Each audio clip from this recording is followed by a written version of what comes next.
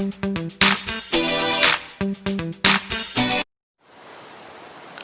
students, and in this series of formal letter writing, today we are going to do a fourth letter, and that is placing an order letter.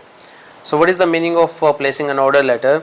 Order letters are those letters which are written in well formatted and specific manner to assign order for goods or items.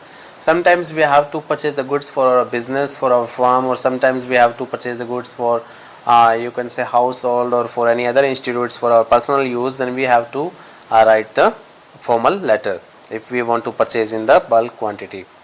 So what is the marking scheme? Marking scheme more or less remains the same in case of formal letter writing. Your letter is of 6 marks, in which 1 mark is for format, 3 marks are for content, and 2 marks are for expression. In expression you have coherence, relevance, and grammatical accuracy, and spellings. Coherence means your letter should look a unified whole, and as far as content is concerned, then for the current session 2020-21 they have reduced 1 mark from the content, and this year your letter will be asked for 5 marks. There are certain points to be kept in mind which I have discussed in my earlier videos also, so very briefly we will have a quick recap of these points. That you have to use formal language, you have to write to the point and provide only necessary information, that too accurately. You will not use any personal pronoun, contraction, imperatives, colloquial language, abbreviations, phrasal verbs, or irrelevant things. You will use passive voice and formal connectors and complex sentences. So these are certain expressions and their formal and informal equivalent while writing a letter. So you can go through these, and then there are certain phrases for writing a formal letter. So these are the connective devices which are really helpful कि अगर हम एक sentences को connect करके लिखना चाहें, आपस में जुड़े हुए सभी sentences लगे, तो ये devices काफ़ी helpful है. मैंने पिछले वीडियो जो और बनाए हैं complaint letter और inquiry letter, उनमें इनका discussion किया है. So you can go through that video of complaint letter if you want to study about these devices, and you can take the screenshots also if that is needed. So these are really important for you. So I am not repeating these, I am not explaining these again. You can watch those video related to complaint letter.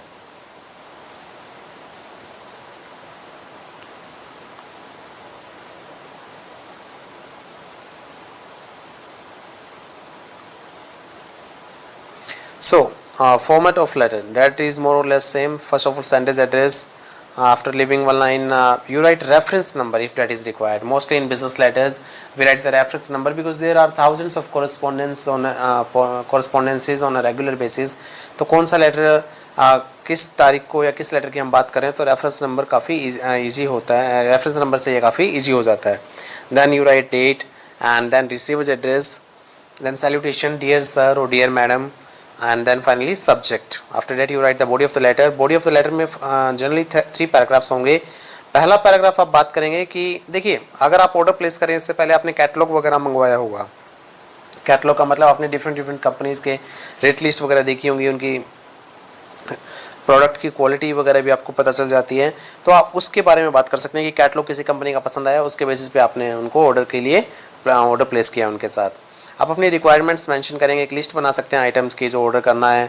After that you will tell them the date of delivery, mode of payment क्या होगा वो पूछेंगे, और discount अगर कुछ applicable है तो, और गुड कंडीशन में जो है गुड्स आपके पास आने चाहिए वो आप लिखेंगे. तो देखिए इसमें कॉम्प्लीमेंट्री क्लोज हो जाएगा बाद में, फिर सिग्नेचर, और फिर name in block letters and designation अगर कोई है. If you are the purchase manager then you will write purchase manager. Enclosure ज़रूरी हो जाता है बिजनेस लेटर्स में. मान लीजिए आप साथ में कोई मतलब जब ये तो बात की बातें हैं, अगर इनवॉइस वगैरह होगा या कोई चेक वगैरह भेज रहे हैं तो वो चीज़ एनक्लोज की जाती हैं. तो देखिए एक्सप्रेशंस क्या यूज़ करेंगे हम. एक्सप्रेशन जो है, we thank you for sending us your quotations of, जो भी प्रोडक्ट है उनका वो बता सकते हैं. This is reference to the quotation dated, या तो पहली लाइन लिख सकते हैं या ये वाली लिखी जा सकती है. Given by your sales agent. On examining your quotations, our company has decided to place an order with your company for the supply of dash. कि आपके कोटेशन को हमने एग्जामिन किया और उसके बाद हमारी कंपनी ने डिसाइड किया कि आपकी कंपनी के साथ ये ऑर्डर प्लेस किया जाए.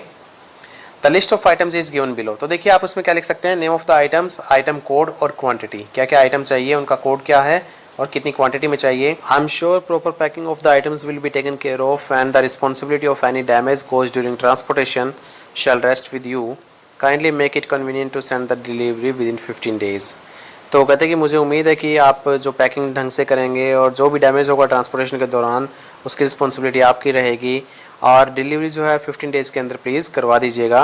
आई am enclosing a cheque of rupees. अगर आप पहले एडवांस में चेक भेज रहे हैं तो वो लिख सकते हैं only as an advance payment for the, और आप लिख सकते हैं कि the payment will be made by direct transfer to your bank account, या जो जिस भी मोड से आप कहें, या फिर उनसे पूछ सकते हैं या फिर after the delivery as agreed upon as negotiated earlier the transportation charges will be borne by the company itself and a discount of 15% which is due to us on the order of such a magnitude will be provided to us।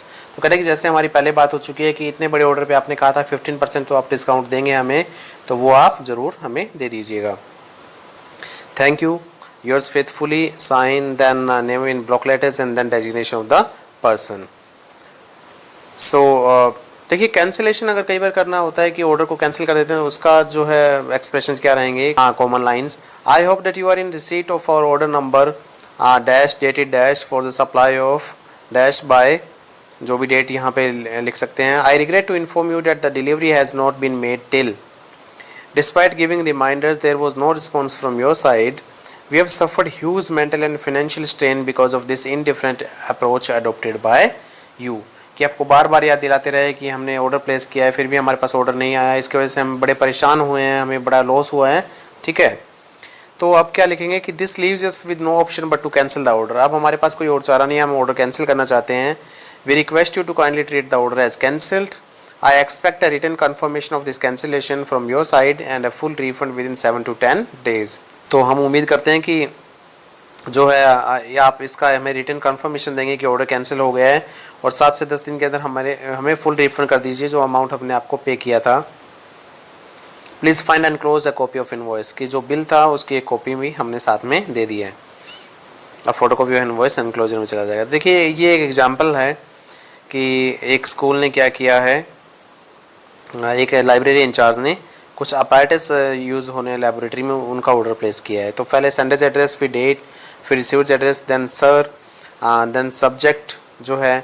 उसके बाद ये देखिए letter रहेगा कि after going through your latest catalogue of laboratory equipments I am placing order for following apparatus for a school laboratory. तो आपका जो latest catalogue था ना लेबोरेटरी इक्विपमेंट्स के लिए, उसको पढ़ने के बाद मैं इन अपैरेटसेस के लिए स्कूल लेबोरेटरी के लिए जो चाहिए उनके लिए ऑर्डर प्लेस कर रहा हूँ। यहाँ पे देखिए serial number, name of the apparatus, specification आ गया, उसका क्वांटिटी आ गई। इस तरीके से आप लिखेंगे जो आइटम्स आपको चाहिए। The quality of the material should be +1 grade with other specification as mention in the catalogue, कि जो कैटलॉग में आपने मेंशन किया है ना उसके अकॉर्डिंग क्वालिटी चाहिए।